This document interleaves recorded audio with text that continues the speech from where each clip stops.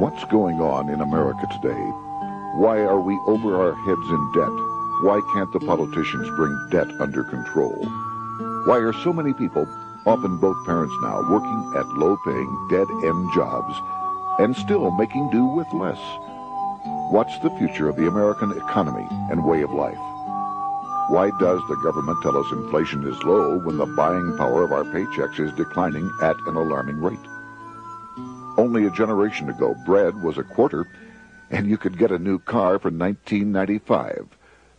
The problem is that since 1864, we've had a debt-based banking system. All our money is based on government debt. We cannot extinguish government debt without extinguishing our money supply. That's why talk of paying off the national debt without reforming our banking system is an impossibility. That's why the solution does not lie in discussing the size of the national debt, rather it lies in reforming our banking system. This is the Federal Reserve headquarters in Washington. It sits on this very impressive address, right on Constitution Avenue, right across from the Lincoln Memorial. But is it federal? Is it really part of the United States government? Well, what we're about to show you is that there's nothing federal about the Federal Reserve, and there are no reserves. The name is a deception created back before the Federal Reserve Act was passed in 1913 to make Americans think that America's central bank operates in the public interest. The truth is that the Federal Reserve is a private bank owned by private stockholders and run purely for their private profit. That's exactly correct. The Fed is a privately owned for-profit corporation which, again, has no reserves, at least no reserves available to back up the Federal Reserve notes, which is our common currency. Oh, absolutely. The Federal Reserve is neither federal and has doubtful reserves. It's a private bank that is owned by member banks. And it was chartered under the guise of deceit by an act of Congress in 1913. If there's still any doubt whether the Federal Reserve is a part of the U.S. government, check your local telephone book. In most cities, it is not listed in the blue government pages. It is listed in the business white pages right next to Federal Express, another private company. But more directly, U.S. courts have ruled time and time again that the Fed is a private corporation. Why can't Congress do something about the Fed? Most members of Congress just don't understand the system, and the few who do are afraid to speak up. For example, initially a veteran congressman from Chicago asked us if he could be interviewed for this video. However, both times our camera crew arrived at his office to do the interview, this was all we were able to film. The congressman never appeared, and eventually decided he no longer wanted to participate. But a few others in Congress have been bolder over the years. Here are 3 quick examples. In 1923, Representative Charles A. Lindbergh, a Republican from Minnesota, and father of the famed aviator Lucky Lindy, put it this way: the financial system has been turned over to the Federal Reserve Board. That board administers the finance system by authority of a purely profiteering group. The system is private, conducted for the sole purpose of obtaining the greatest possible profits from the use of other people's money. One of the most outspoken critics in Congress of the Fed was the former chairman of the House Banking and Currency Committee during the Great Depression years. Louis T. McFadden, Republican of Pennsylvania, said in 1932, "We have in this country one of the most corrupt institutions the world has ever known. I refer to the Federal Reserve Board. This evil institution has impoverished the people of the United States and has practically bankrupted our government. It has done this through the corrupt practices of the moneyed vultures who control it." Senator Barry Goldwater was a frequent critic of the Fed. Most Americans have no real understanding of the operation of the international moneylenders. The accounts of the Federal Reserve System have never been audited. It operates outside the control of Congress and manipulates the credit of the United States. The Federal Reserve really even though it is not part of the federal government, it is more powerful than the federal government. It's more powerful than the president, the Congress, and the courts. Now, a lot of people challenge me on that, but let me prove my case. The Federal Reserve determines what the average person's car payment is going to be, what their house payment is going to be, and whether they have a job or not. And I submit to you that that's total control. And the Federal Reserve is the largest single creditor of the United States government. What does Proverbs tell us? The borrower is servant to the lender.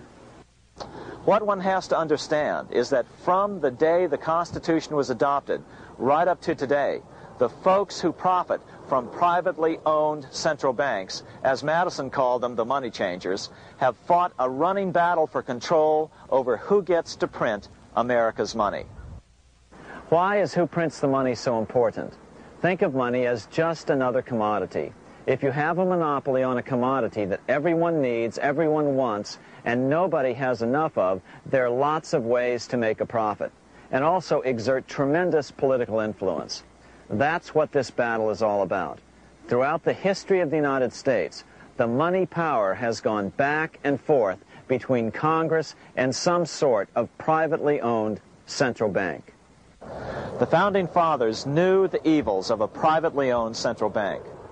First of all, they had seen how the privately owned British central bank, the Bank of England, had run up the British national debt to such an extent that Parliament had been forced to place unfair taxes on the American colonies. In fact, as we'll see later, Ben Franklin claimed that this was the real cause of the American Revolution. Most of the Founding Fathers realized the potential dangers of banking and feared bankers' accumulation of wealth and power. Jefferson put it this way: I sincerely believe that banking institutions are more dangerous to our liberties than standing armies.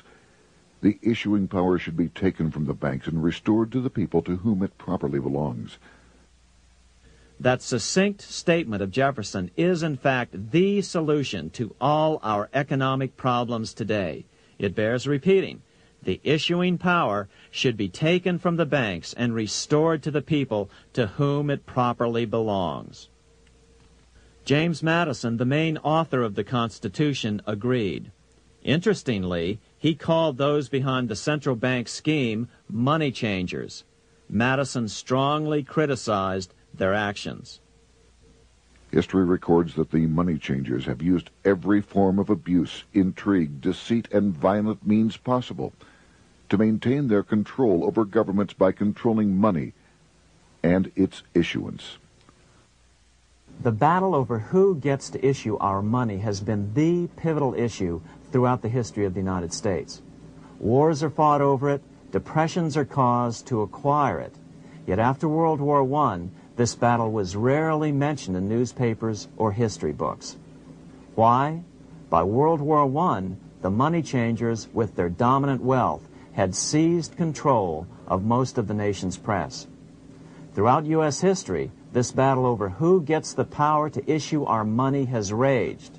In fact, it's changed hands back and forth 8 times since 1764, yet this fact has virtually vanished from public view for over 3 generations behind a smokescreen emitted by Fed cheerleaders in the media.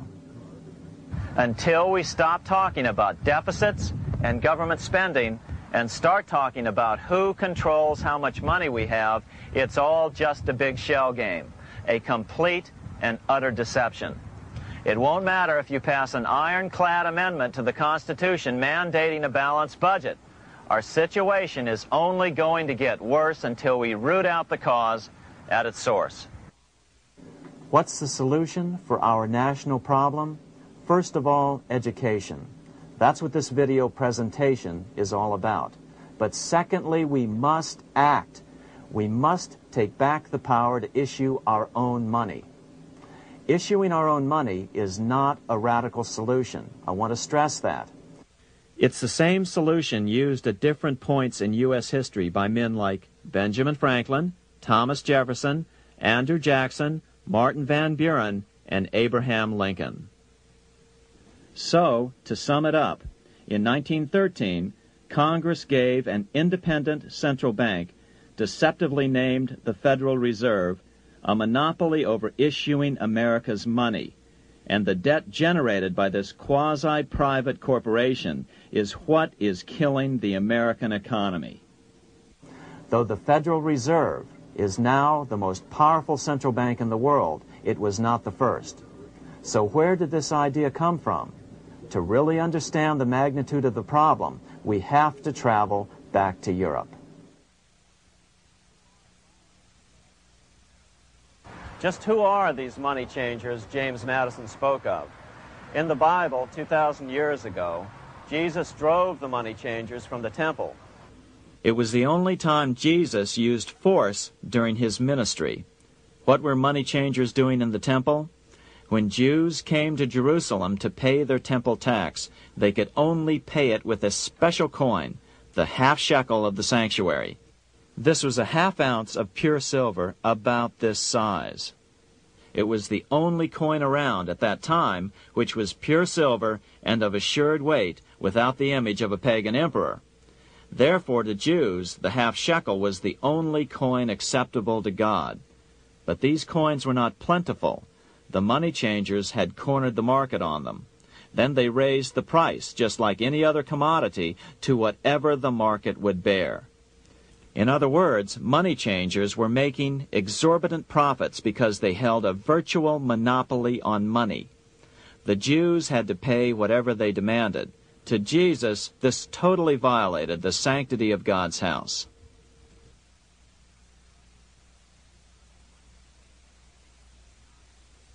But the money-changing scam did not originate in Jesus' day. 200 years before Christ, Rome was having trouble with money changers. 2 early Roman emperors had tried to diminish the power of the money changers by reforming usury laws and limiting land ownership to 500 acres. They were both assassinated. In 48 B.C., Julius Caesar took back the power to coin money from the money changers and minted coins for the benefit of all. With this new, plentiful supply of money, he built great public works projects.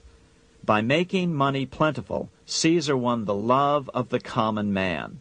But the money changers hated him. Some believe this was an important factor in Caesar's assassination. One thing is for sure, with the death of Caesar came the demise of plentiful money in Rome. Taxes increased, as did corruption. Just as in the case of America today, usury and debased coin became the rule. Eventually, the Roman money supply was reduced by 90%. As a result, the common people lost their lands and their homes, just as is about to happen soon in America. With the demise of plentiful money, the masses lost confidence in the Roman government and refused to support it. Rome plunged into the gloom of the Dark Ages.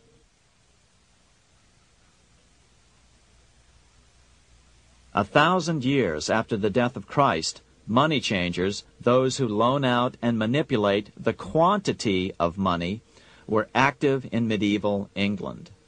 In fact, they were so active that acting together they could manipulate the entire English economy. These were not bankers per se.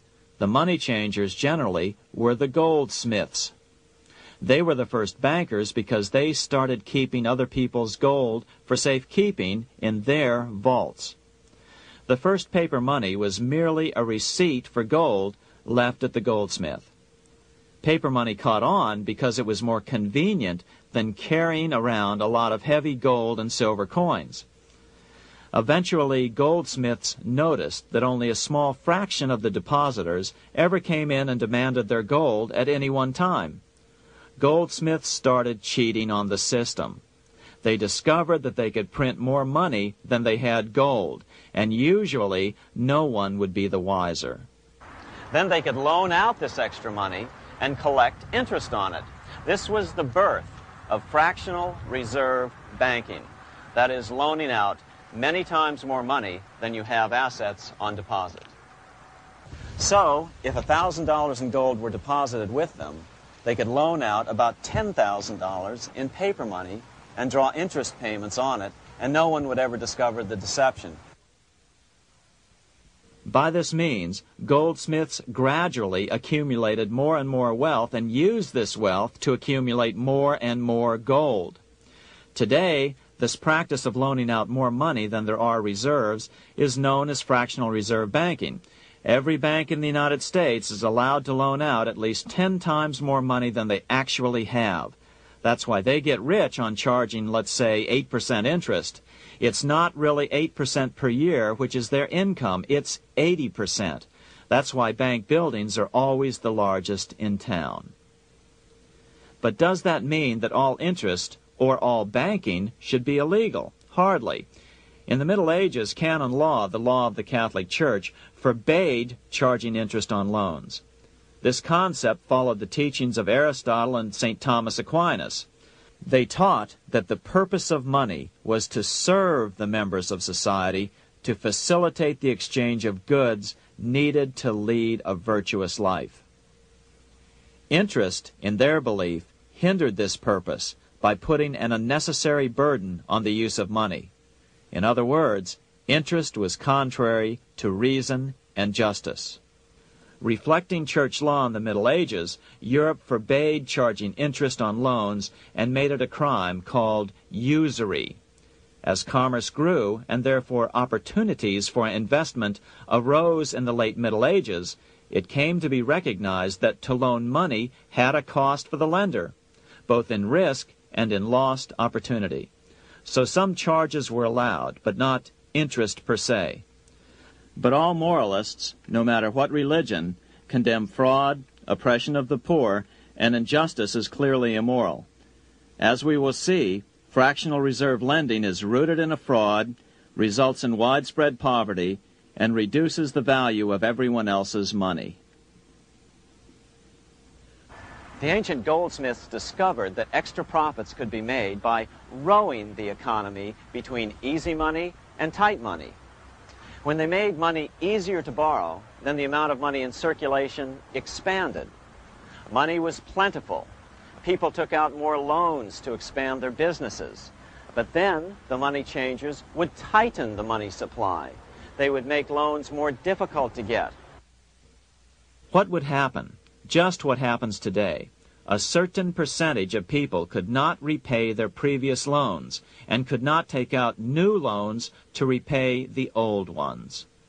Therefore, they went bankrupt and had to sell their assets to the goldsmiths for pennies on the dollar. The same thing is still going on today. Only today, we call this rowing of the economy up and down the business cycle. Like Julius Caesar, King Henry I of England finally resolved to take the money power away from the goldsmiths about 1100 A.D. Henry could have used anything as money, seashells, feathers, or even yak dung, as is often done in remote Tibetan provinces. But he invented one of the most unusual money systems in history. It was called the tally stick system. Here I have one of the few surviving examples of this form of British money, which lasted 726 years until 1826, a tally stick. The tally system was adopted to avoid the monetary manipulation of the goldsmiths. Tally sticks were money fabricated out of sticks of polished wood. Notches were cut along one edge of the stick to indicate the denominations. Then the stick was split lengthwise through the notches so that both pieces still had a record of the notches. The king kept one half to protect against counterfeiting. Then he would spend the other half into the economy and they would circulate as money. This particular tally stick is huge. It represented 25,000 pounds. One of the original stockholders in the Bank of England purchased his original shares with this stick. In other words, he bought shares in the world's richest and most powerful corporation with a stick of wood. It's ironic that after its formation in 1694, the Bank of England attacked the tally stick system because it was money outside the power of the money changers, just as King Henry had wanted it to be. Why do people accept sticks of wood for money? That's a great question. Throughout history, people traded anything they thought had value and used as money. You see, the secret is that money is only what people agree on to use as money. What's our paper money today? It's really just paper. But here's the trick. King Henry ordered that tally sticks had to be used to pay the king's taxes. This built-in demand for tally sticks immediately made them circulate and be accepted as money. And they worked well. In fact, no other form of money has worked so well for so long as tally sticks. Keep in mind, the British Empire was built under the tally stick system. The tally stick system succeeded despite the fact that the money changers constantly attacked it by offering the metal coin system as competition. In other words, metal coins never went completely out of circulation, but tally sticks hung on because they were good for the payment of taxes. Finally, in the 1500s, King Henry VIII relaxed the laws concerning usury, and the money changers wasted no time reasserting themselves. They quickly made their gold and silver money plentiful for a few decades. But when Queen Mary took the throne and tightened the usury laws again, the money changers renewed the hoarding of gold and silver coins, forcing the economy to plummet. When Queen Mary's sister, Queen Elizabeth I, took the throne, she was determined to regain control over English money. Her solution was to issue gold and silver coins from the public treasury and take the control over the money supply away from the money changers. Although control over money was not the only cause of the English Revolution in 1642, religious differences fueled the conflict. Monetary policy played a major role. Financed by the money changers, Oliver Cromwell finally overthrew King Charles, purged the Parliament, and put the king to death. The money changers were immediately allowed to consolidate their financial power. The result was that for the next 50 years, the money changers plunged Great Britain into a series of costly wars. They took over a square mile of property in the center of London, known as the City of London. This area today is still known as one of the 3 predominant financial centers of the world. Conflicts with the Stuart kings led the money changers in England to combine with those in the Netherlands to finance the invasion of William of Orange, who overthrew the Stuarts in 1688 and took the English throne. By the end of the 1600s, England was in financial ruin. 50 years of more or less continuous wars with France and Holland had exhausted her. Frantic government officials met with the money changers to beg for the loans necessary to pursue their political purposes. The price was high. A government-sanctioned, privately owned bank which could issue money created out of nothing. It was to be the modern world's first privately owned central bank, the Bank of England. Although it was deceptively called the Bank of England to make the general population think it was part of the government, it was not. Like any other private corporation, the Bank of England sold shares to get started. The investors, whose names were never revealed, were supposed to put up £1.25 million British pounds in gold coin to buy their shares in the bank, but only £750,000 was ever received.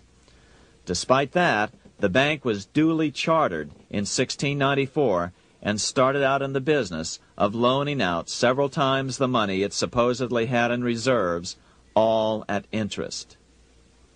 In exchange, the new bank would loan British politicians as much of the new currency as they wanted, as long as they secured the debt by direct taxation of the British people. So, legalization of the Bank of England amounted to nothing less than legal counterfeiting of a national currency for private gain.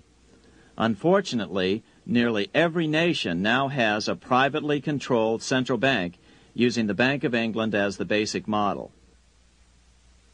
Such is the power of these central banks that they soon take total control over a nation's economy.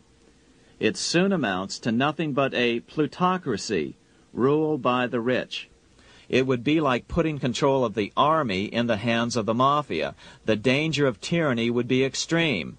Yes, we need central banks. No, we do not need them in private hands. The central bank scam is really a hidden tax. The nation sells bonds to the central bank to pay for things it does not have the political will to raise taxes to pay for. But the bonds are purchased with money the central bank creates out of nothing. More money in circulation makes your money worth less.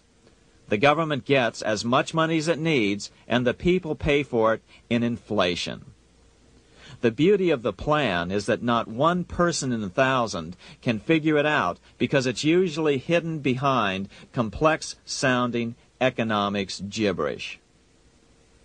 With the formation of the Bank of England, the nation was soon awash in money. Prices throughout the country doubled. Massive loans were granted for just about any wild scheme. One venture proposed to drain the Red Sea to recover gold supposedly lost when the Egyptian army drowned pursuing Moses and the Israelites. By 1698, government debt grew from the initial £1.25 million to £16 million. Naturally, taxes were increased and then increased again to pay for all of this. With the British money supply firmly in their grip, the British economy began a wild roller coaster series of booms and depressions, exactly the sort of thing a central bank claims it is determined to prevent.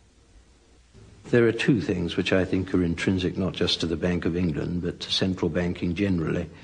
The first is an involvement in the formulation of monetary policy with the specific objective of achieving monetary stability.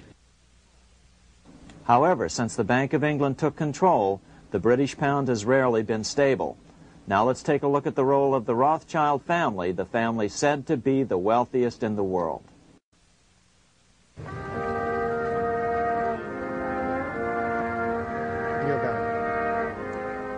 This is Frankfurt, Germany.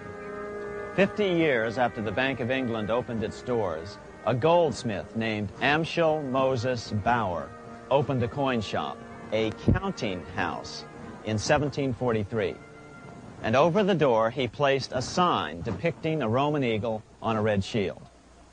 The shop became known as the Red Shield Firm, or in German, Rothschild. When his son, Amschel Meyer Bauer, inherited the business, he decided to change his name to Rothschild. Amschel soon learned that loaning money to governments and kings was more profitable than loaning to private individuals. Not only were the loans bigger, but they were secured by the nation's taxes. Mayer Rothschild had 5 sons. He trained them all in the skills of money creation, then sent them out to the major capitals of Europe to open branch offices of the family banking business. His first son, Amschel Meyer, stayed in Frankfurt to mind the hometown bank. His second son, Solomon, was sent to Vienna. His third son, Nathan, was clearly the most clever. He was sent to London at age 21 in 1798, 100 years after the founding of the Bank of England. His fourth son, Karl, went to Naples, and his fifth son, Jacob, went to Paris. In 1785, Mayer Amschel moved his entire family to this larger house, a 5-story dwelling he shared with the Schiff family. This house was known as the Green Shield. The Rothschilds and the Schiffs would play a central role in the rest of European financial history and in that of the United States. The Rothschilds broke into dealings with European royalty here at Wilhelmshof, the palace of the wealthiest man in Germany. In fact, the wealthiest monarch in all Europe, Prince William of Hesse-Kassel. At first, the Rothschilds were only helping William speculate in precious coins. But when Napoleon chased Prince William into exile, he sent £550,000, a gigantic sum at that time, to Nathan Rothschild in London with instructions for him to buy consols, British government bonds, also called government stock. But Rothschild used the money for his own purposes. With Napoleon on the loose, the opportunities of wartime investments were nearly limitless. William returned here sometime prior to the Battle of Waterloo in 1815. He summoned Rothschild and demanded his money back. The Rothschilds returned William's money with the interest the British consuls would have paid him had the investment actually been made. But the Rothschilds kept all the past profits they had made using William's money. Nathan Rothschild later bragged that in the 17 years he'd been in England, he'd increased his original £20,000 stake given to him by his father by 2,500 times. By cooperating within the family, the Rothschilds soon grew unbelievably wealthy. By the mid-1800s, they dominated all European banking and were certainly the wealthiest family in the world. They financed Cecil Rhodes, making it possible for him to establish a monopoly over the diamond and gold fields of South Africa. In America, they financed the Harrimans and railroads, the Vanderbilts in railroads and the press, and Carnegie in the steel industry, among many others. In fact, during World War I, J.P. Morgan was thought to be the richest man in America. But after his death, it was discovered that he was actually only a lieutenant of the Rothschilds. Once Morgan's will was made public, it was discovered that he owned only 19% of J.P. Morgan companies. By 1850, James Rothschild, the heir of the French branch of the family, was said to be worth 600 million French francs, 150 million more than all the other bankers in France put together. He built this mansion called Ferrier, just east of Paris. Wilhelm I, on seeing it, exclaimed, "Kings couldn't afford this. It could only belong to a Rothschild." Another 19th century French commentator put it this way: "There is but one power in Europe, and that is Rothschild." There is no evidence that their predominant standing in European or world finance has changed. Now let's take a look at the results the Bank of England had produced on the British economy and how that later was the root cause of the American Revolution. By the mid-1700s, the British Empire was nearing its height of power around the world. But Britain had fought 4 costly wars in Europe since the creation of their privately owned central bank, the Bank of England. The cost had been high. To finance these wars, the British Parliament here had borrowed heavily from the bank. By the mid-1700s, the government's debt here in Britain was £140 million, a staggering sum for those days. Consequently, the British government embarked on a program of trying to raise revenues from their American colonies in order to make their interest payments to the bank. But in America, it was a different story. The scourge of a privately owned central bank had not yet hit. This is Independence Hall in Philadelphia, where the Declaration of Independence and Constitution were signed. In the mid-1700s, pre-revolutionary America was still relatively poor. There was a severe shortage of precious metal coins to trade for goods, so the early colonists were forced to experiment with printing their own homegrown paper money. Some of these experiments were successful. Franklin was a big supporter of the colonies printing their own paper money. In 1757, Franklin was sent to London. He ended up staying for the next 18 years here, nearly until the start of the American Revolution. During this period, the American colonies began to issue their own money. Called colonial scrip, the endeavor was very successful. It provided a reliable medium of exchange, and it also helped to provide a feeling of unity between the colonies. Remember, colonial scrip was just paper money, debt-free money, printed in the public interest, and not backed by gold or silver coin. In other words, it was a totally fiat currency. One day, officials of the Bank of England asked Franklin how he would account for the newfound prosperity of the colonies. Without hesitation, he replied, "That is simple. In the colonies we issue our own money. It is called colonial scrip. We issue it in proper proportion to the demands of trade and industry to make the products pass easily from the producers to the consumers. In this manner, creating for ourselves our own paper money, we control its purchasing power, and we have no interest to pay to no one." This was just common sense to Franklin, but you can imagine the impact it had on the Bank of England. America had learned the secret of money, and that genie had to be returned to its bottle as soon as possible.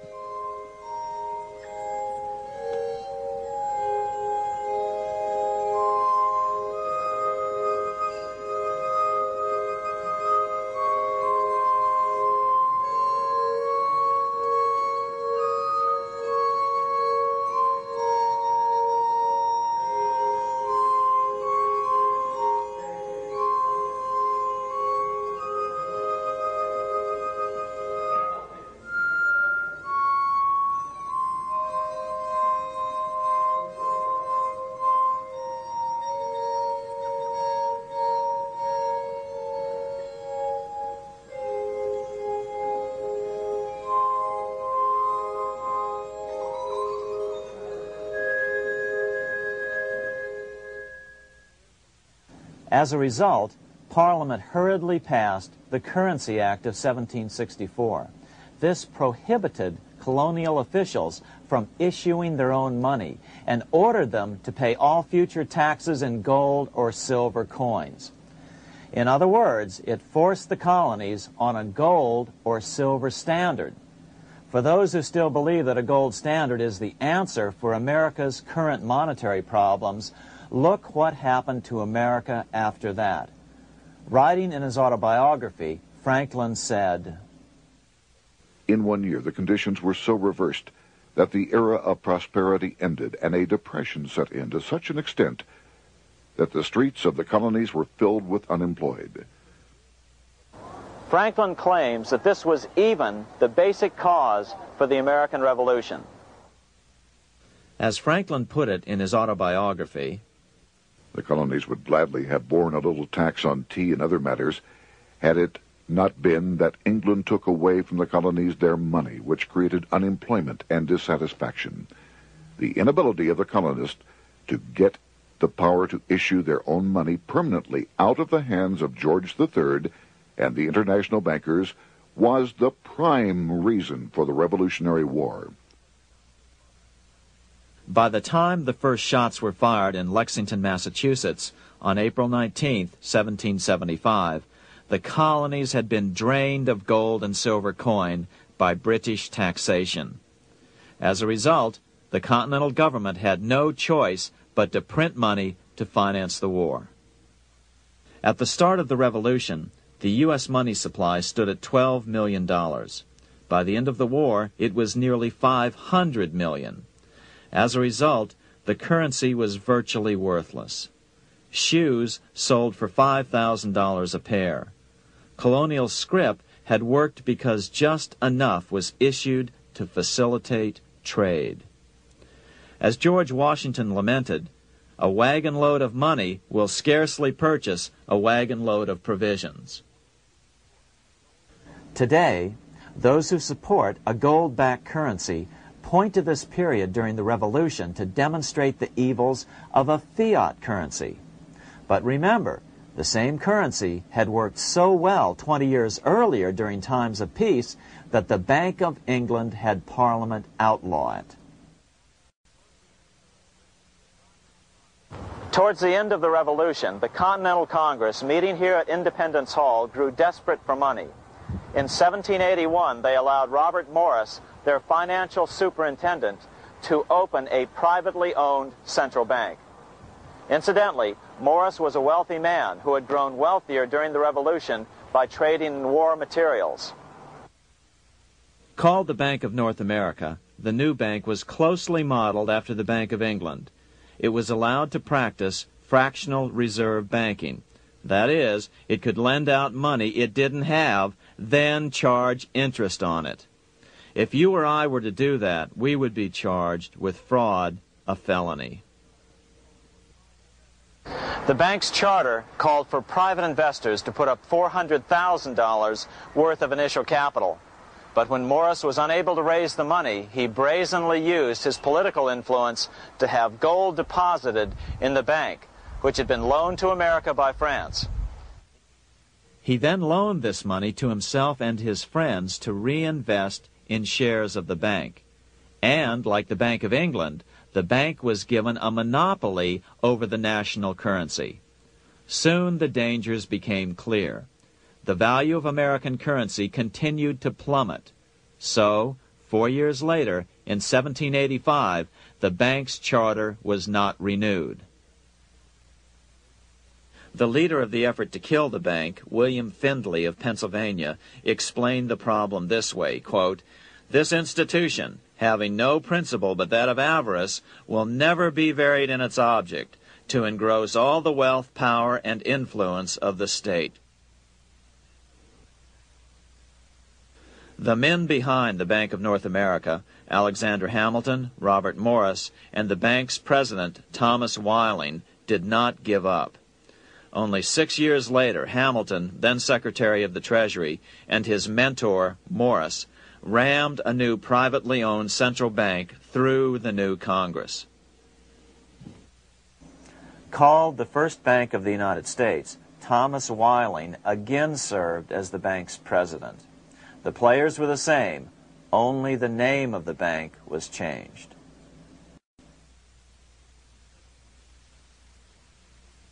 In 1787, colonial leaders assembled in Philadelphia to replace the ailing Articles of Confederation.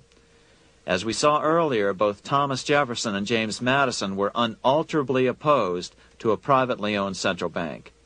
They had seen the problems caused by the Bank of England. They wanted nothing of it. As Jefferson later put it,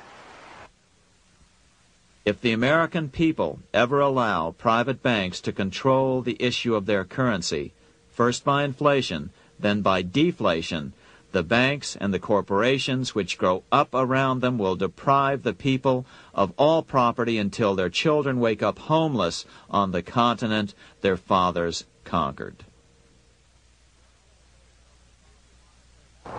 During the debate over the future monetary system, another one of the founding fathers, Gouverneur Morris, castigated the motivations of the owners of the Bank of North America. Gouverneur Morris headed the committee that wrote the final draft of the Constitution. Morris knew the motivations of the bank well. Along with his old boss, Robert Morris, Gouverneur Morris and Alexander Hamilton were the ones who had presented the original plan for the Bank of North America to the Continental Congress in the last year of the Revolution. In a letter he wrote to James Madison on July 2nd, 1787, Gouverneur Morris revealed what was really going on. "The rich will strive to establish their dominion and enslave the rest. They always did. They always will. They will have the same effect here as elsewhere if we do not, by the power of government, keep them in their proper spheres." Despite the defection of Gouverneur Morris from the ranks of the bank, Hamilton, Robert Morris, Thomas Weiling, and their European backers were not about to give up. They convinced the bulk of the delegates to the Constitutional Convention to not give Congress the power to issue paper money. Most of the delegates were still reeling from the wild inflation of the paper currency during the Revolution. They had forgotten how well colonial scrip had worked before the war. But the Bank of England had not. The money changers could not stand to have America printing her own money again. So the Constitution is silent on the matter. This grievous defect left the door wide open for the money changers, just as they had planned.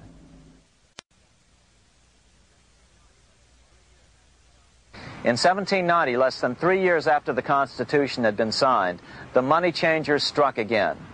The newly appointed first Secretary of the Treasury, Alexander Hamilton, proposed a bill to the Congress calling for a new privately owned central bank. Coincidentally, that was the very year that Amschel Rothschild made his pronouncement from his flagship bank in Frankfurt. Let me issue and control a nation's money, and I care not who writes the laws. Alexander Hamilton was a tool of the international bankers, and he wanted to create the U.S. Bank, the BUS, or the Bank of the United States, and did so. Interestingly, one of Hamilton's first jobs after graduating from law school in 1782 was as an aide to Robert Morris, the head of the Bank of North America. In fact, the year before, Hamilton had written Morris a letter saying, "A national debt, if it is not excessive, will be to us a national blessing." A blessing to whom? After a year of intense debate, in 1791, Congress passed the bill and gave it a 20-year charter. The new bank was to be called the First Bank of the United States, or BUS. Here we are in front of the First Bank of the United States in Philadelphia.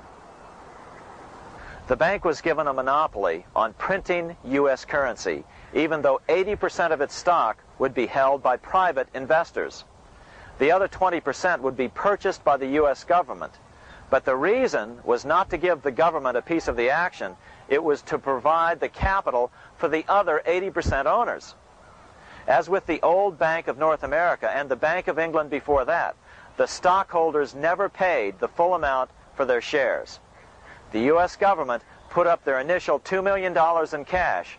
Then the bank, through the old magic of fractional reserve lending, made loans to its charter investors so they could come up with the remaining $8 million of capital needed for this risk-free investment.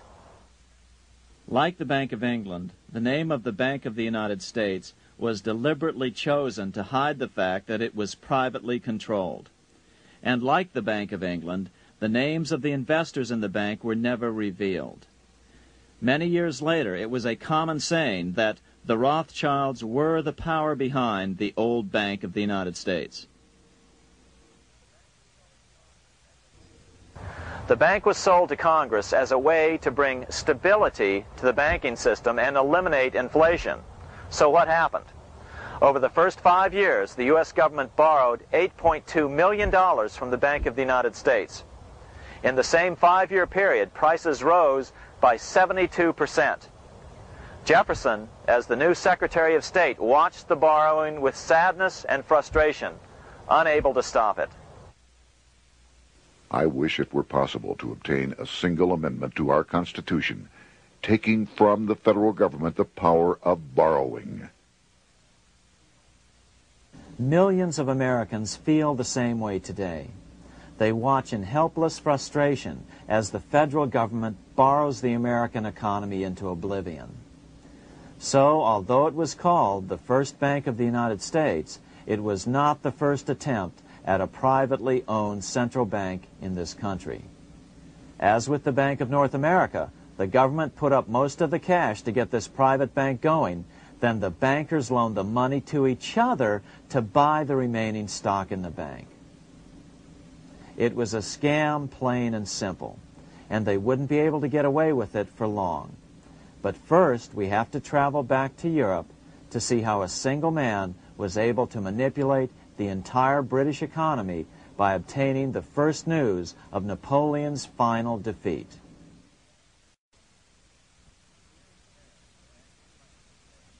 Here in Paris, the Bank of France was organized in 1800, just like the Bank of England. But Napoleon decided France had to break free of debt, and he never trusted the Bank of France. He declared that when a government is dependent upon bankers for money, the bankers, not the leaders of the government, are in control. The hand that gives is above the hand that takes. Money has no motherland. Financiers are without patriotism and without decency. Their sole object is gain. Back in America, unexpected help was about to arrive. In 1800, Thomas Jefferson narrowly defeated John Adams to become the third president of the United States. By 1803, Jefferson and Napoleon had struck a deal. The U.S. would give Napoleon $3 million in gold in exchange for a huge chunk of territory west of the Mississippi River, the Louisiana Purchase. With that $3 million, Napoleon quickly forged an army and set off across Europe, conquering everything in his path. But the Bank of England quickly rose to oppose him. They financed every nation in his path, reaping the enormous profits of war. Prussia, Austria, and finally Russia all went heavily into debt in a futile attempt to stop Napoleon. 4 years later, with the main French army in Russia, 30-year-old Nathan Rothschild, the head of the London office of the Rothschild family, personally took charge of a bold plan to smuggle a much-needed shipment of gold right through France to finance an attack by the Duke of Wellington from Spain. Nathan later bragged at a dinner party in London that it was the best business he'd ever done. Little did he know that he would do much better business in the near future. Wellington's attacks from the south and other defeats eventually forced Napoleon to abdicate, and Louis XVIII was crowned king. Napoleon was exiled to Elba, a tiny island off the coast of Italy, supposedly exiled from France forever. While Napoleon was in exile on Elba, temporarily defeated by England with the financial help of the Rothschilds, America was trying to break free of its central bank as well.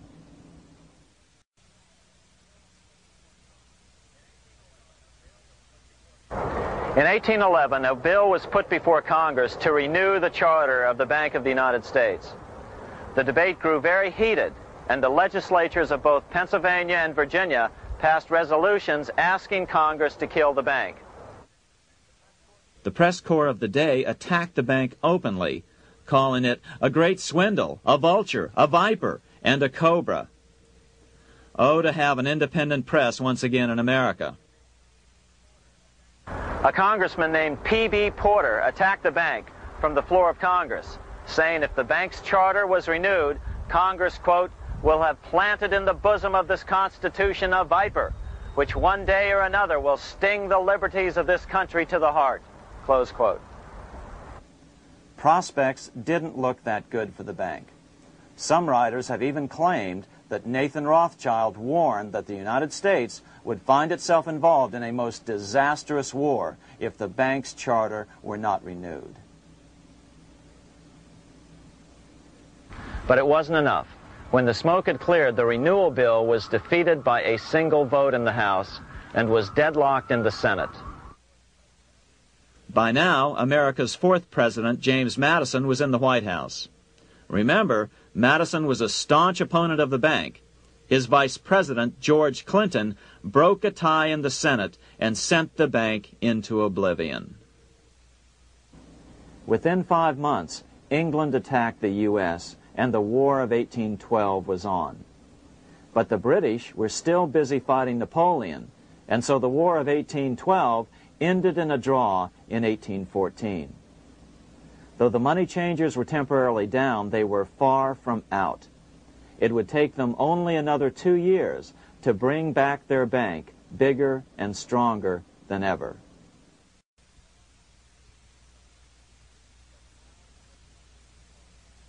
But now let's return to Napoleon, because nothing else in history more aptly demonstrates the ingenuity of the Rothschild family than their control of the British stock market after Waterloo. In 1815, a year after the end of the War of 1812 in America, Napoleon escaped his exile and returned to Paris. French troops were sent out to capture him, but such was his charisma that the soldiers rallied around their old leader and hailed him as their emperor once again. In March of 1815, Napoleon equipped an army which Britain's Duke of Wellington defeated less than 90 days later at Waterloo. Some writers claim Napoleon borrowed £5 million from the Bank of England to rearm. But it appears these funds actually came from the Ouvard banking house in Paris. Nevertheless, from about this point on, it was not unusual for privately controlled central banks to finance both sides in a war. Why would a central bank finance opposing sides in a war? Because war is the biggest debt generator of them all. A nation will borrow any amount for victory. The ultimate loser is loaned just enough to hold out the vain hope of victory, and the ultimate winner is given enough to win. Besides, such loans are usually conditioned upon the guarantee that the victor will honor the debts of the vanquished.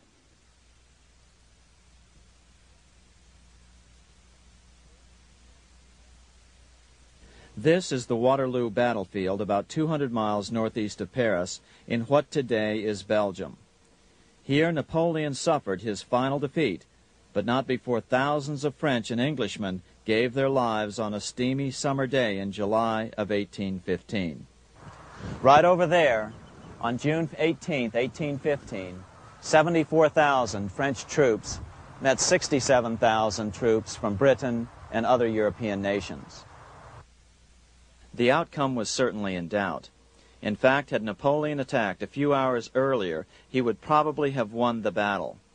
But no matter who won or lost, back in London, Nathan Rothschild planned to use the opportunity to try to seize control over the British stock and bond market and possibly even the Bank of England. Rothschild stationed a trusted agent, a man named Rothworth, on the north side of the battlefield, closer to the English Channel. Once the battle had been decided, Rothworth took off for the Channel. He delivered the news to Nathan Rothschild a full 24 hours before Wellington's own courier. Rothschild hurried to the stock market and took up his usual position in front of an ancient pillar. All eyes were on him. The Rothschilds had a legendary communications network. If Wellington had been defeated and Napoleon was loose on the continent again, Britain's financial situation would become grave indeed. Rothschild looked saddened. He stood there motionless, eyes downcast. Then suddenly he began selling. Other nervous investors saw that Rothschild was selling. It could only mean one thing. Napoleon must have won, Wellington must have lost. The market plummeted. Soon everyone was selling their consols, their British government bonds, and prices dropped sharply. But then Rothschild started secretly buying up the consols through his agents for only a fraction of their worth hours before. Myths, legends, you say? 100 years later, the New York Times ran a story which said that Nathan's grandson had attempted to secure a court order to suppress a book with this stock market story in it. The Rothschild family claimed the story was untrue and libelous, but the court denied the Rothschilds' request and ordered the family to pay all court costs. What's even more interesting about this story is that some authors claim that the day after the Battle of Waterloo, in a matter of hours, Nathan Rothschild came to dominate not only the bond market, but the Bank of England as well. Whether or not the Rothschild family seized control of the Bank of England, the first privately owned central bank in a major European nation and the wealthiest, one thing is certain. By the mid-1800s, the Rothschilds were the richest family in the world, bar none. They dominated the new government bond markets and branched into other banks and industrial concerns. In fact, the rest of the 19th century was known as the Age of the Rothschilds. Despite this overwhelming wealth, the family has generally cultivated an aura of invisibility. Although the family controls scores of industrial, commercial, mining, and tourist corporations, only a handful bear the Rothschild name. By the end of the 19th century, one expert estimated that the Rothschild family controlled half the wealth of the world. Whatever the extent of their vast wealth, it is reasonable to assume that their percentage of the world's wealth has increased since then. But since the turn of the century, the Rothschilds have cultivated the notion that their power has somehow waned even as their wealth increases. Meanwhile, back in Washington in 1816, just 1 year after Waterloo and Rothschild's alleged takeover of the Bank of England, the American Congress passed a bill permitting yet another privately owned central bank. This bank was called the Second Bank of the United States. The new bank's charter was a copy of the previous bank's. The U.S. government would own 20% of the shares of the bank. Of course, the federal share was paid by the Treasury up front into the bank's coffers. Then, through the magic of fractional reserve lending, it was transformed into loans to private investors who then bought the remaining 80% of the shares. Just as before, the primary stockholders remained a secret. But it is known that the largest block of shares, about 1/3 of the total, were sold to foreigners. As one observer put it, it is certainly no exaggeration to say that the Second Bank of the United States was rooted as deeply in Britain as it was in America. So, by 1816, some authors claim the Rothschilds had taken control over the Bank of England and backed a new, privately owned central bank in America as well.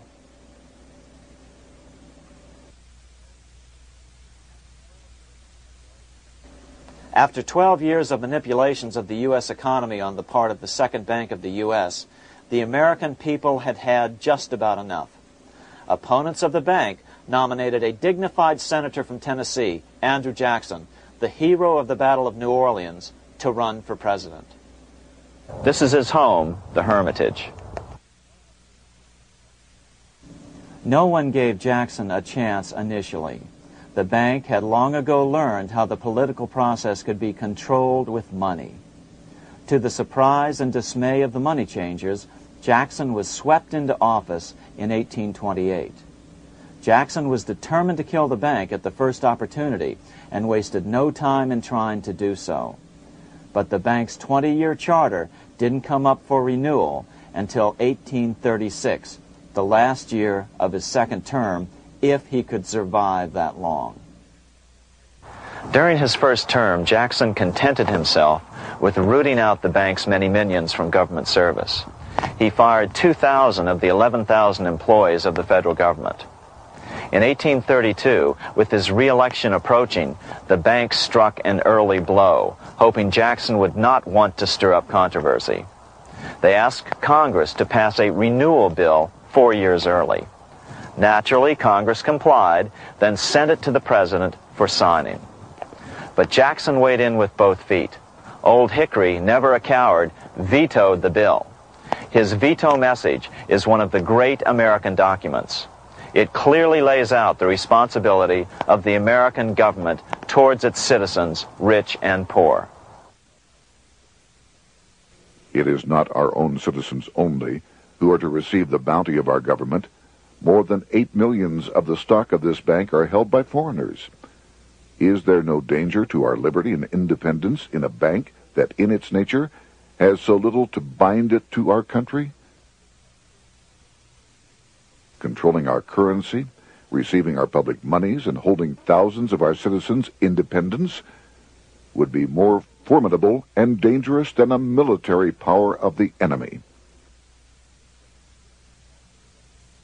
If government would confine itself to equal protection and, as heaven does its rains, shower its favor alike on the high and the low, the rich and the poor, it would be an unqualified blessing.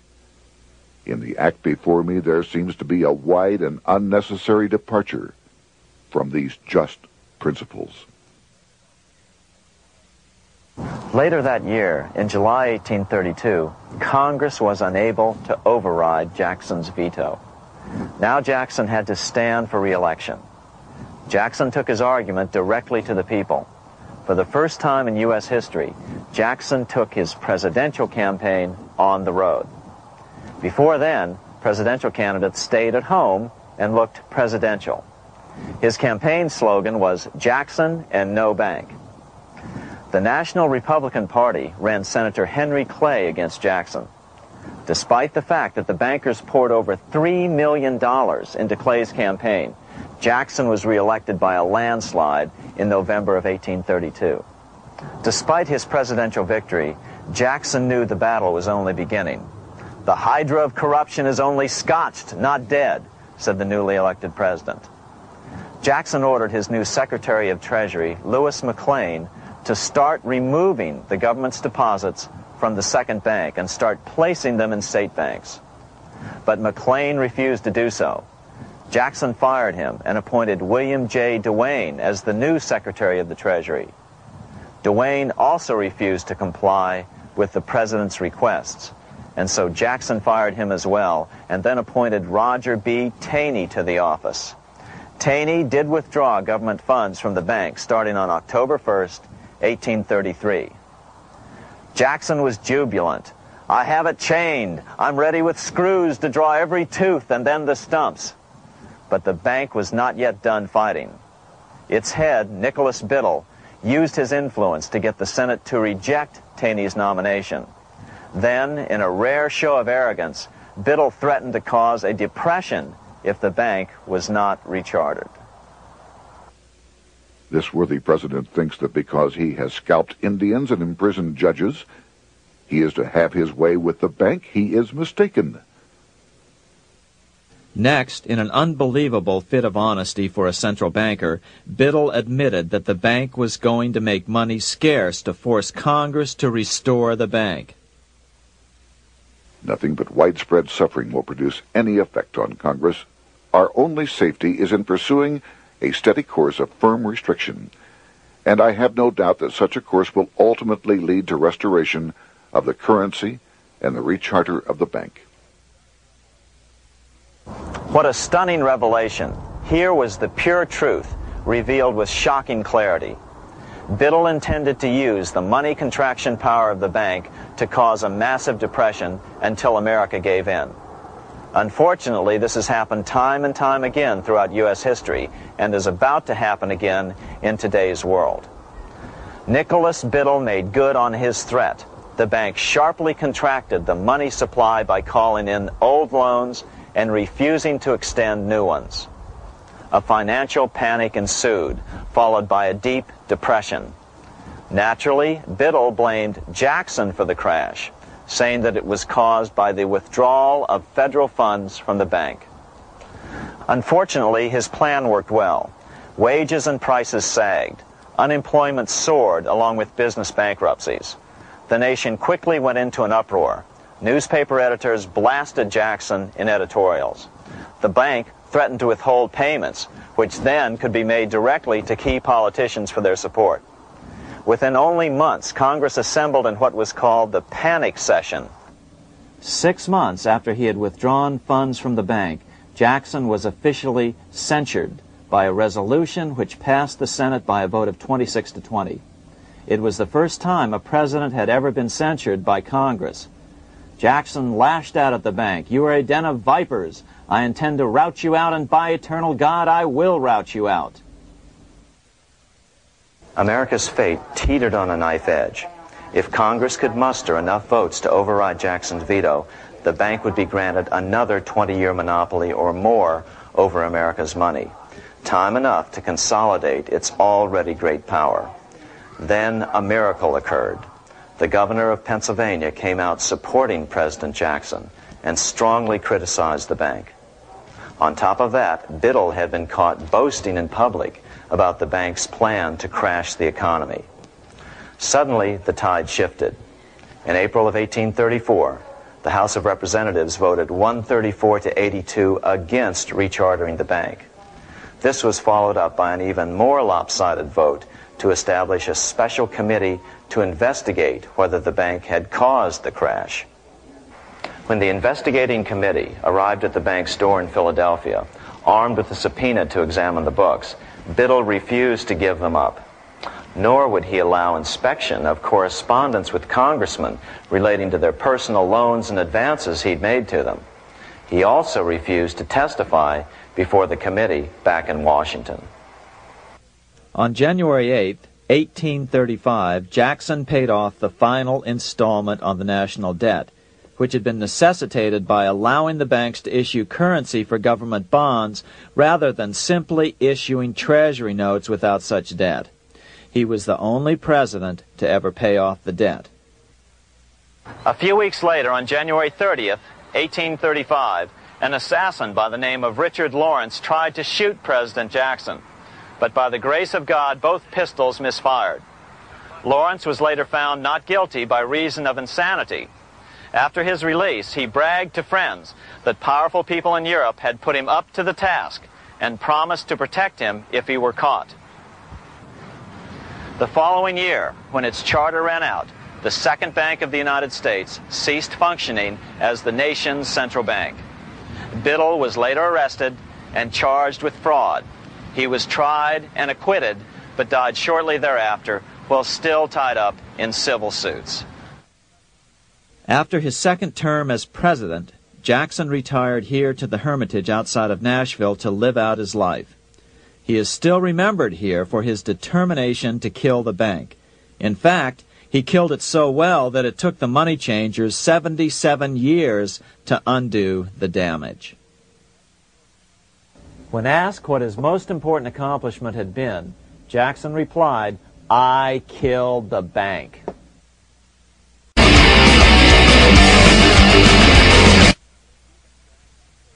Unfortunately, even Jackson failed to grasp the entire picture and its root cause.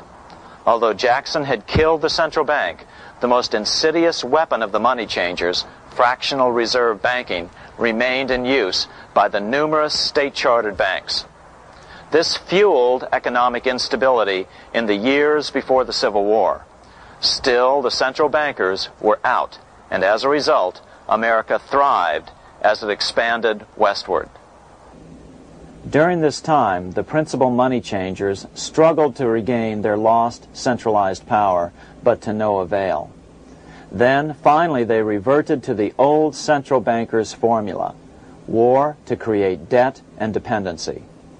If they couldn't get their central bank any other way, America could be brought to its knees by plunging it into a civil war, just as they had done in 1812 after the first Bank of the United States was not rechartered. 1 month after the inauguration of Abraham Lincoln, the first shots of the American Civil War were fired here at Fort Sumter, South Carolina, on April 12, 1861. Certainly slavery was a cause for the Civil War, but not the primary cause. Lincoln knew that the economy of the South depended upon slavery, and so before the Civil War, he had no intention of eliminating it. Lincoln had put it this way in his inaugural address only 1 month earlier. I have no purpose, directly or indirectly, to interfere with the institution of slavery in the states where it now exists. I believe I have no lawful right to do so, and I have no inclination to do so. Even after the first shots were fired here at Fort Sumter, Lincoln continued to insist that the Civil War was not about the issue of slavery. My paramount objective is to save the Union, and it is not either to save or destroy slavery. If I could save the Union without freeing any slave, I would do it. So what was the Civil War all about? There were many factors at play. Northern industrialists had used protective tariffs to prevent the southern states from buying cheaper European goods. Europe retaliated by stopping cotton imports from the South. The southern states were in a double financial bind. They were forced to pay more for most of the necessities of life, while their income from cotton exports plummeted. The South was angry. But there were other factors at work. The money changers were still stung by America's withdrawal from their control 25 years earlier. Since then, America's wildcat economy had made the nation rich, a bad example for the rest of the world.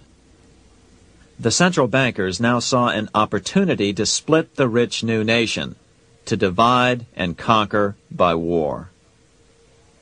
Was this just some sort of wild conspiracy theory at the time? Well, let's take a look at what a well-placed observer of the scene had to say at the time. His name was Otto von Bismarck, Chancellor of Germany, the man who united the German states a few years later. The division of the United States into federations of equal force was decided long before the Civil War by the high financial powers of Europe. These bankers were afraid that the United States, if they remained as one bloc and as one nation, would attain economic and financial independence which would upset their financial domination over the world. Within months after the first shots here at Fort Sumter, the central bankers loaned Napoleon III of France, the nephew of the Waterloo Napoleon, 210 million francs to seize Mexico and station troops along the southern border of the U.S., taking advantage of their war to violate the Monroe Doctrine and return Mexico to colonial rule. No matter what the outcome of the Civil War, a weakened America, heavily indebted to the money changers, would open up Central and South America once again to European colonization and domination. The very thing America's Monroe Doctrine had forbade in 1823. At the same time, Great Britain moved 11,000 troops into Canada and positioned them menacingly along America's northern border. The British fleet went to war alert should their quick intervention be called for. Lincoln knew he was in a double bind. That's why he agonized over the fate of the Union. There was a lot more to it than just differences between the North and the South. That's why his emphasis was always on union and not merely the defeat of the South. But Lincoln needed money to win. In 1861, Lincoln and his Secretary of Treasury, Salmon P. Chase, went to New York to apply for the necessary loans. The money changers, anxious to see the Union fail, offered loans at 24 to 36% interest. Lincoln said thanks, but no thanks, and returned to Washington. Lincoln sent for an old friend, Colonel Dick Taylor of Chicago, and put him on the problem of financing the war. During one meeting, Lincoln asked Taylor what he'd discovered. Taylor put it this way. Why, Lincoln, that is easy. Just get Congress to pass a bill authorizing the printing of full legal tender treasury notes, and pay your soldiers with them, and go ahead and win your war with them also. When Lincoln asked if the people of the United States would accept the notes, Taylor said, "The people, or anyone else, will not have any choice in the matter if you make them full legal tender. They will have the full sanction of the government and be just as good as any money, as Congress is given that express right by the Constitution." So that's exactly what Lincoln did. In 1862-63, he printed up $450 million worth of the new bills. In order to distinguish them from other banknotes in circulation, he printed them in green ink on the back side. That's why the notes were called greenbacks. With this new money, Lincoln paid the troops and bought their supplies.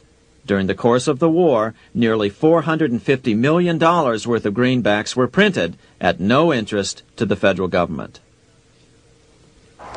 Lincoln understood who was really pulling the strings and what was at stake for the American people. This is how he explained his rationale. The government should create, issue, and circulate all the currency and credit needed to satisfy the spending power of the government and the buying power of consumers. The privilege of creating and issuing money is not only the supreme prerogative of government, but it is the government's greatest creative opportunity. By the adoption of these principles, the taxpayers will be saved immense sums of interest. Money will cease to be master and become the servant of humanity. A truly incredible editorial in the London Times explained the central bankers' attitude towards Lincoln's greenbacks. If this mischievous financial policy, which has its origins in North America, shall become indurated down to a fixture, then that government will furnish its own money without cost. It will pay off debts and be without debt. It will have all the money necessary to carry on its commerce. It will become prosperous without precedent in the history of the world. The brains and wealth of all countries will go to North America. That country must be destroyed, or it will destroy every monarchy on the globe. The scheme was effective, so effective that the next year, 1863, with Federal and Confederate troops beginning to mass for the decisive battle of the Civil War, and the Treasury in need of further congressional authority to issue more greenbacks, Lincoln allowed the bankers to push through the National Bank Act. These new national banks would operate under a virtual tax-free status and collectively had the exclusive monopoly power to create the new form of money, banknotes. Though greenbacks continued to circulate, their numbers were not increased. But most importantly, from this point on, the entire U.S. money supply would be created out of debt by bankers buying U.S. government bonds and issuing them for reserves for banknotes. As historian John Kenneth Galbraith explained it, in numerous years following the war, the federal government ran a heavy surplus. It could not, however, pay off its debt, retire its securities, because to do so meant there would be no bonds to back the national banknotes. To pay off the debt was to destroy the money supply. Later in 1863, Lincoln got some unexpected help from Tsar Alexander II of Russia. The Tsar, like Bismarck in Germany, knew what the international money changers were up to and had steadfastly refused to let them set up a central bank in Russia. If America survived and was able to remain out of their clutches, the Tsar's position would remain secure. If the bankers were successful at dividing America and giving the pieces back to Great Britain and France, both nations under control of their central banks, eventually they would threaten Russia again. So the Tsar gave orders that if either England or France actively intervened and gave aid to the South, Russia would consider such action as a declaration of war. He did the same with part of his Pacific Fleet and sent them to port in San Francisco. Lincoln was reelected the next year, 1864. Had he lived, he would surely have killed the national bank's money monopoly extracted from him during the war. On November 21, 1864, he wrote a friend the following: The money power preys upon the nation in times of peace and conspires against it in times of adversity. It is more despotic than monarchy, more insolent than autocracy, more selfish than bureaucracy. Shortly before Lincoln was murdered, his former Secretary of Treasury, Salmon P. Chase, bemoaned his role in helping secure the passage of the National Banking Act only 1 year earlier. My agency in promoting the passage of the National Banking Act was the greatest financial mistake in my life. It has built up a monopoly which affects every interest in the country. On April 14, 1865, 41 days after his second inauguration and just 5 days after Lee surrendered to Grant at Appomattox, Lincoln was shot by John Wilkes Booth at Ford's Theater. Bismarck, Chancellor of Germany, lamented the death of Abraham Lincoln. The death of Lincoln was a disaster for Christendom. There was no man in the United States great enough to wear his boots. I fear that foreign bankers, with their craftiness and tortuous tricks, will entirely corrupt the exuberant riches of America and use it systematically to corrupt modern civilization. They will not hesitate to plunge the whole of Christendom into wars and chaos in order that the earth should become their inheritance. Bismarck well understood the money changers' plan. Allegations that international bankers were responsible for Lincoln's assassination surfaced in Canada 70 years later in 1934.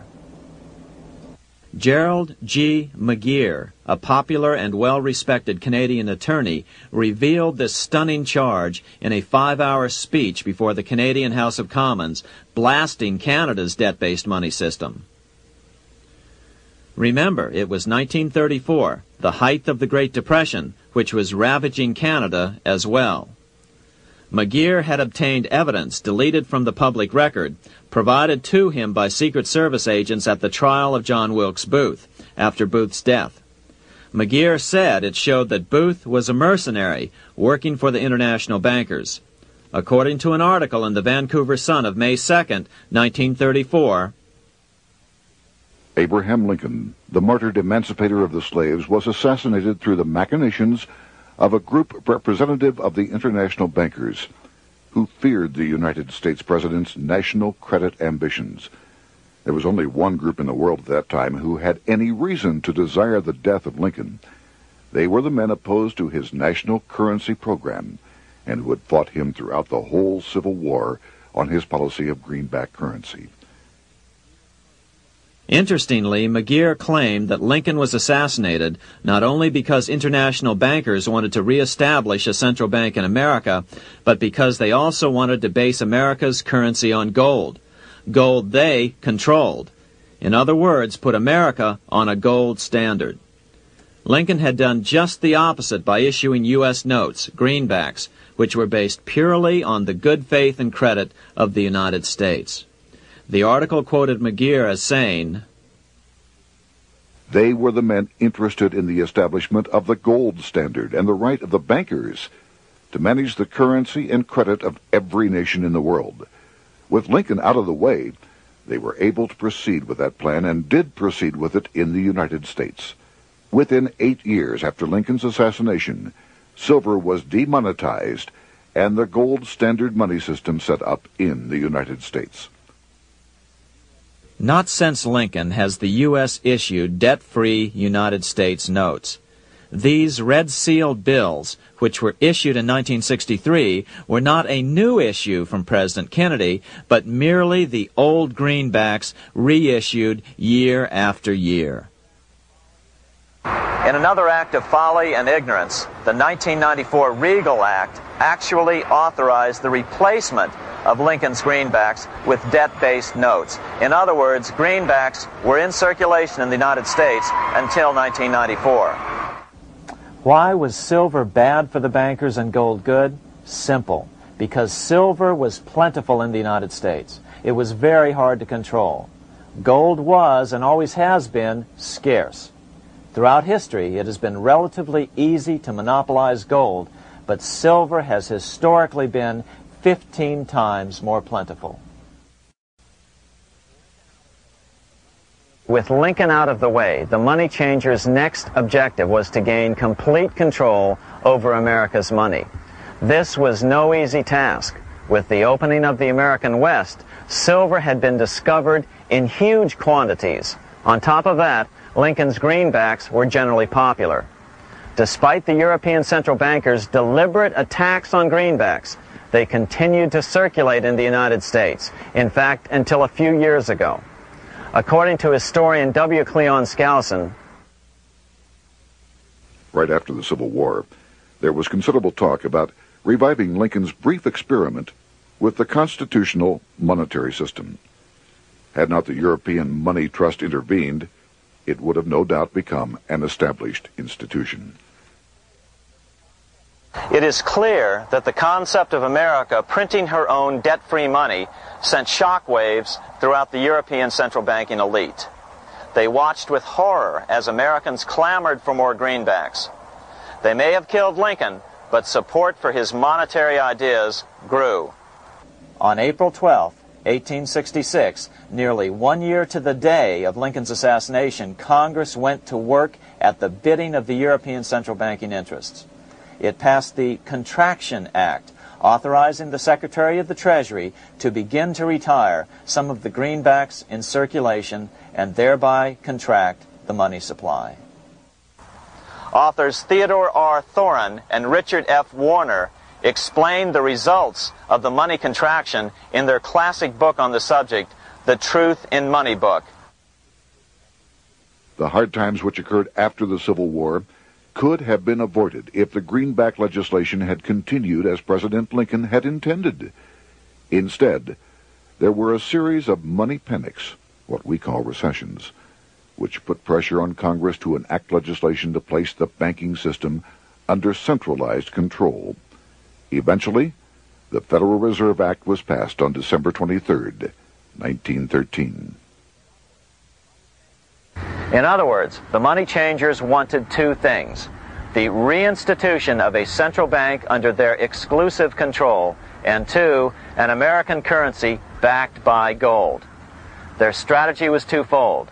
First of all, cause a series of panics to try to convince the American people that only centralized control of the money supply could provide economic stability. And secondly, remove so much money from the system that most Americans would be so desperately poor that they either wouldn't care or would be too weak to oppose the bankers. In 1866, there was $1.8 billion in currency in circulation in the United States, about $50.46 per capita.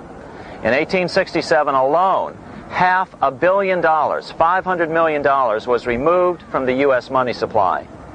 10 years later, in 1876, America's money supply was reduced to only $600 million.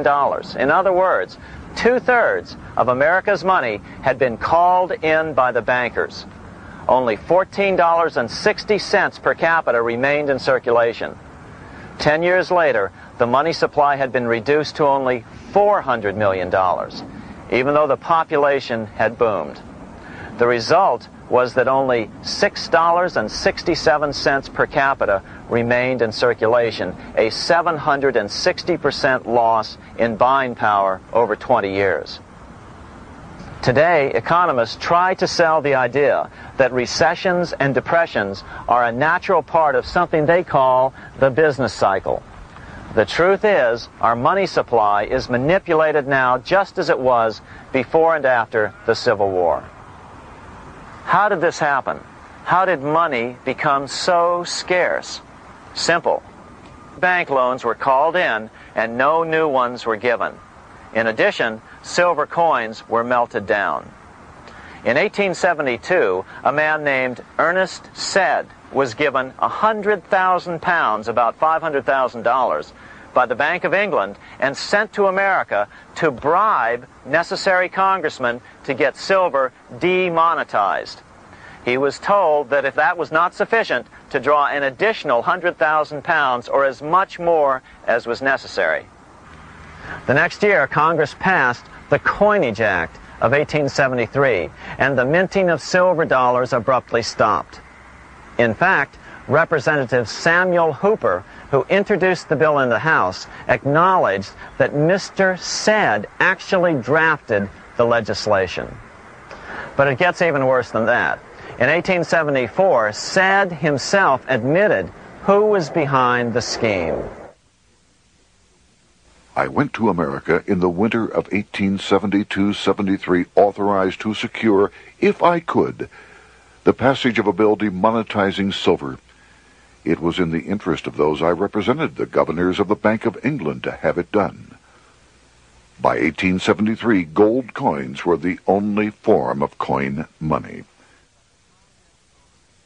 But the contest over control of America's money was not yet over. Only 3 years later, in 1876, with 1/3 of America's workforce unemployed, the population was growing restless. People were clamoring for a return to the greenback money system of President Lincoln or a return to silver money, anything that would make money more plentiful. That year, Congress created the United States Silver Commission to study the problem. Their report clearly blamed the monetary contraction on the national bankers. The report is interesting because it compares the deliberate money contraction by the national bankers after the Civil War to the fall of the Roman Empire. The disaster of the Dark Ages was caused by decreasing money and falling prices. Without money, civilization could not have had a beginning, and with a diminishing supply, it must languish, and unless relieved, finally perish. At the Christian era, the metallic money of the Roman Empire amounted to $1,800,000,000. By the end of the 15th century, it had shrunk to less than $200 million. History records no other such disastrous transition as that from the Roman Empire to the Dark Ages.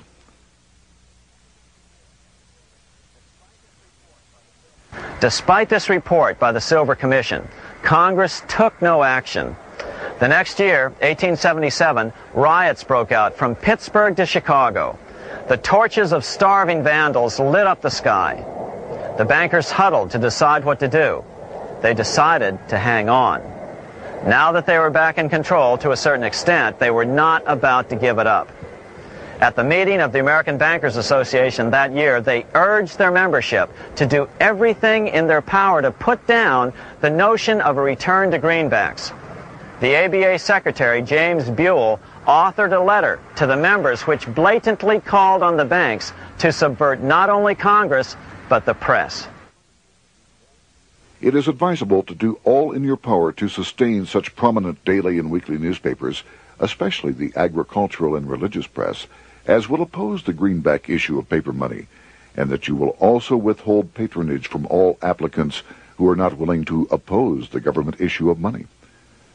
To repeal the act creating banknotes or to restore to circulation the government issue of money will be to provide the people with money and will therefore seriously affect our individual profits as bankers and lenders.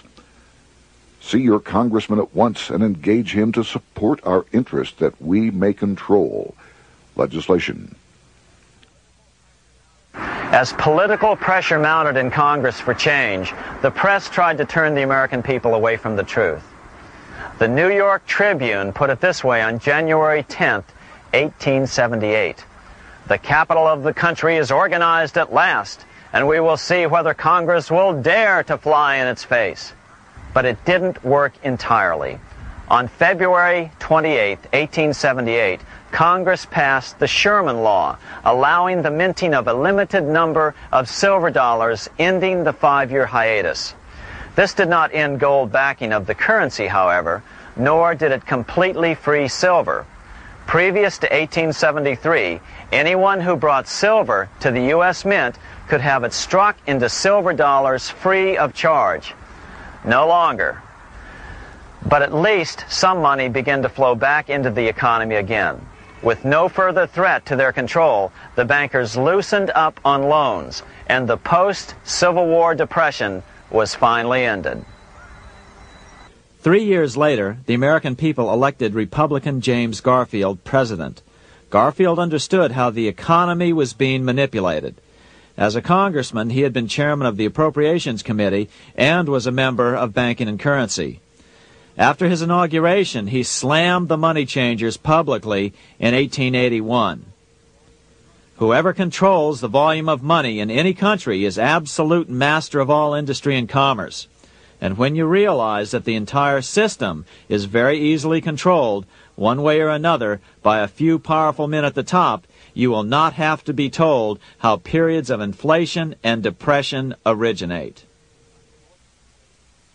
Unfortunately, within a few weeks of making this statement, on July 2nd of 1881, President Garfield was assassinated.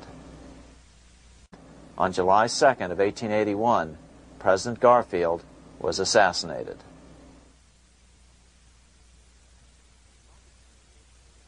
The money changers were gathering strength fast.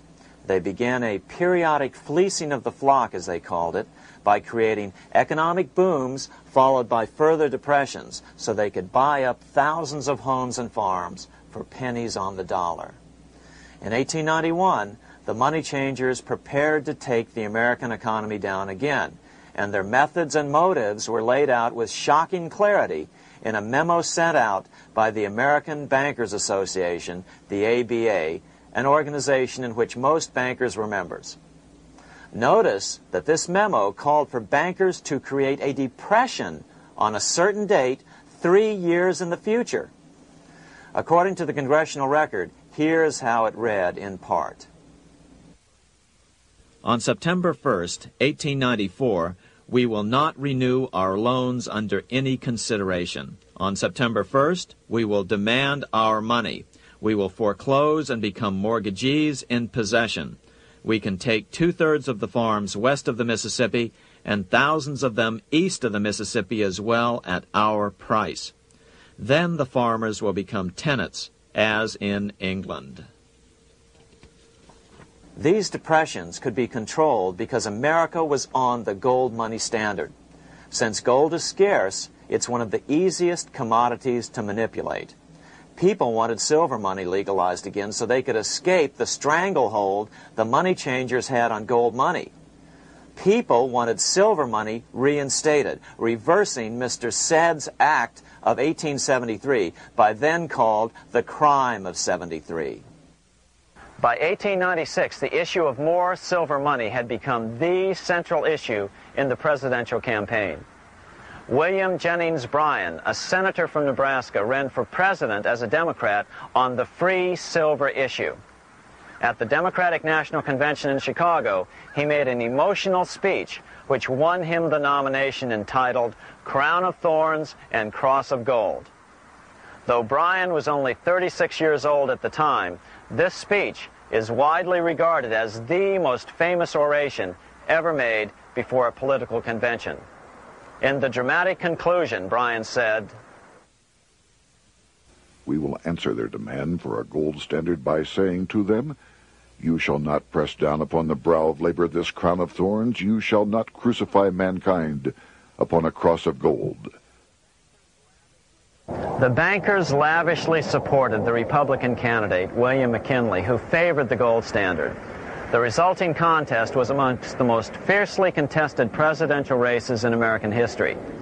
Bryan made over 600 speeches in 27 states. The McKinley campaign got manufacturers and industrialists to inform their employees that if Bryan were elected, all factories and plants would close and there would be no work. The ruse succeeded. McKinley beat Bryan by a small margin. Bryan ran for president again in 1900 and in 1908, but fell short each time. During the 1912 Democratic Convention, Bryan was a powerful figure who helped Woodrow Wilson win the nomination. When Wilson became president, he appointed Bryan as Secretary of State, but Bryan soon became disenchanted with the Wilson administration. Bryan served only 2 years in the Wilson administration before resigning in 1915 over the highly suspicious sinking of the Lusitania, the event which was used to drive America into World War I. Although William Jennings Bryan never gained the presidency, his efforts delayed the money changers for 17 years from attaining their next goal, a new, privately owned central bank for America.